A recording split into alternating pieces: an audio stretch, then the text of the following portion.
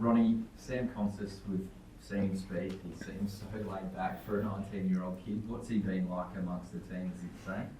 Yeah, he's been very similar to what I've seen on the outside with him. So composed, relaxed, knows his game, in a good place at the moment. So and he'll play Boxing Day, so we'll get that one out of the way. What's he shown that suggests that he's going to be ready? This is really a huge match. It's the Cauldrons Boxing Day 1-1 series. Yeah, I mean, we said from the get-go when leading into the summer that we wouldn't shy away, and age was no barrier. And what he's shown is a array of shots, the ability to put pressure back onto opponents. And he gets his opportunity. So we're really excited for him. Boxing Day, the biggest stage. You might as well get that one out of the way early. Track had been a while out there before. Does that do anything to prove his fitness? You reckon he'll play? Really confident that he'll play. Has he got some things to work through? Yeah, he has. So that's what you would have seen. There's no concern at the moment. Has he been officially ticked off? I'm not sure. I didn't see the sort of back end of his training session there, but I'm pretty confident he'll play. What are the things he needs to do to get through? That's probably a medical question. I think he looked good with the bat in hand, so obviously his skills are in good order. It'll just be basically what risk is associated with that. He had a small strain to the quad. I think that was declared. Hopefully it was declared. So he'll just go through that. But no concerns from my end. He's been able to do his running. So I think he'll be fully functional come the game time. Sam behind the pole. Ronnie, it looks like you guys had a pretty lengthy chat with Chad, and Nick when you kind of came out against if you're able to. Like, what's that conversation like? And did you go back in and get a little bit of treatment? Like, what's the management like? It was a little chat. It was more around his fielding position and what he was capable of there. Clearly coming off a strain, he's got that, obviously the demands of bat pad. So that's all that was about. And my question to Nick Jones was just around what he's got to do to finish off the session. So I was across it beforehand. I was just making sure nothing had changed during the session. And then we just started to speak about India, what they might do. So it was nothing really that specific. It might have looked that way, but sometimes looks can be deceiving. Back, John. Andrew, so does that mean Josh Inglis is on standby? The rest of the team, Paddy will go with the rest of the team tomorrow. So I was allowed to declare the Konstas one. I thought you might like that one. But Paddy will go through the usual regime tomorrow. Coach just saw Australian team practicing a lot of left arm spinners. What do you make of the wicket, and is there any specific way to the way we are seeing the Australian team is practicing a lot of left arm spinners? Yeah, we think Jadeja will play, so that's what we're preparing with left arm spin. What I will make of the surface, it looks pretty similar to the previous few years. It's going to be a big decision though come the day of the game. I think traditionally it's been bowl first, but with the heat around, and it looks similar, but it's probably a little bit better than what it has in previous years. So, decision for the captains to make at the toss, I think. Pleasure. Andrew, can you just go in a little bit to the decision making behind the change of Nathan out and Sam in, and sort of at what point were you thinking you needed to do something a little bit different there at the top of the order?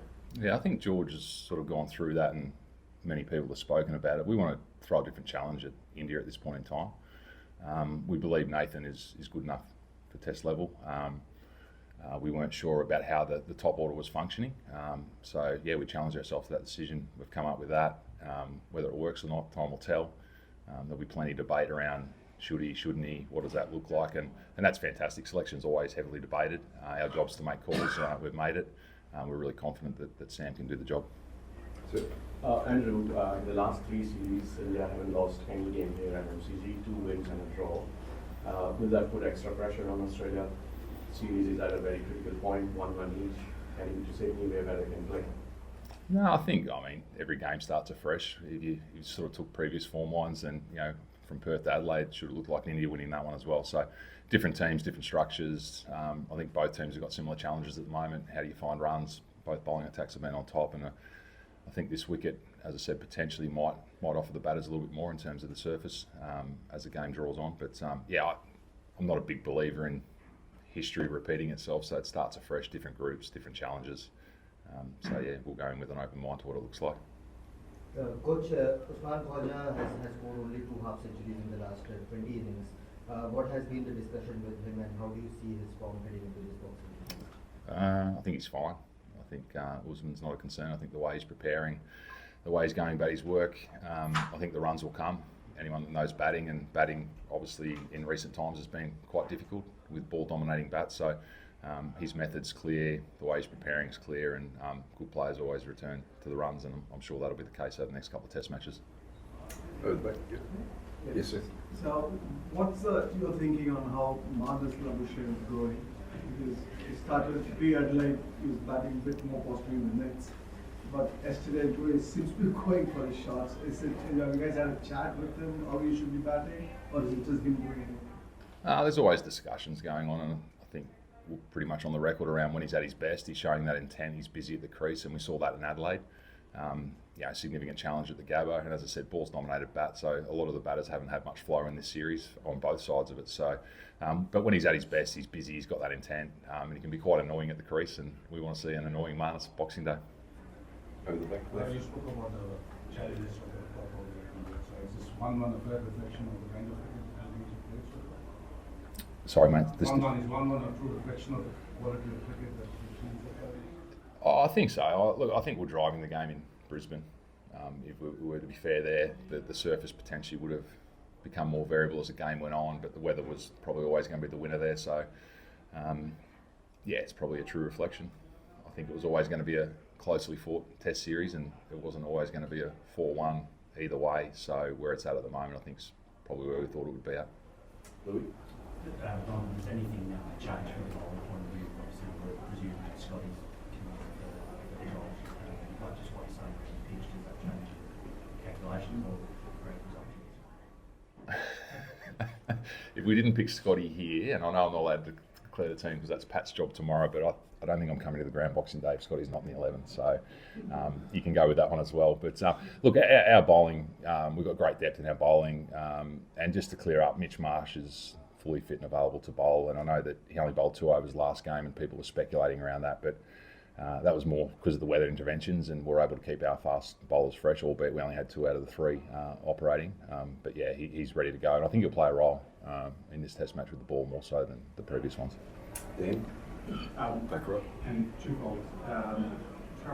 Travis, do you know when the injury actually occurred? And 2, in terms of Sam Konstas, when did he find out? What was his reaction when he was playing? I'll go with the first one, Heady. So it happened in that second innings. I think he just went to take off after a single. So I wasn't aware of it at the time. And then as it played out, you saw some of the replays coming up and he wasn't moving as well. So as I said, it was only minor. And then Sam, everyone's excited for him. Anytime you get a debutant, it's a moment in time, isn't it? And in particular, how young and how free he's going to play. I think it's exciting for the group. No, Dodd told him this morning. So we wanted to get that out of the way. We wanted clarity for our batting unit. So before the team meeting, it's something that we don't usually do because we haven't had too many moving parts. But we thought get that out of the way. Everyone knows that he's in the team, and once we had that information, happy to declare it openly. So A few more here, folks. One in the middle back, and then there, and then over here. Andrew, except for the second innings in Perth, Indian batting line has been kept quiet by your bowlers. How satisfying has that been? And do you suspect that the law of average might kind of eliminate in the Australian bowlers in the next because this is too good a batting lineup? Yeah, I think both. As I said before, both batting lineups have struggled. I think that's full credit to both bowling lineups. And the surfaces have probably lent themselves to ball dominating the bat. And that's no different to the previous summers we've had here. So,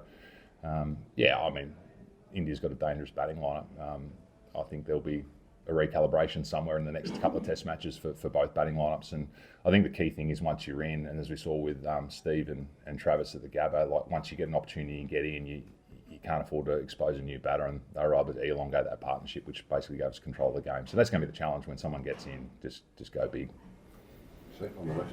Coach, after the Brisbane game, the last day and a half, when India kind of pulled off and managed to avoid the follow-on, then what they did with the ball, did the mood change inside the Australian dressing room? What were the discussions like? Did you kind of reckon that it was an opportunity to put them further on the mat in the series, and they kind of have confidence and momentum on their side now heading into MCG? No, the mood didn't change, and I think in modern cricket, momentum is a bit of a myth. I think every test match starts afresh, and I'm not a big believer in momentum. So this test match starts again. How you enter that test match is critically important to what happens during that game. So what happened in Brisbane it's not irrelevant.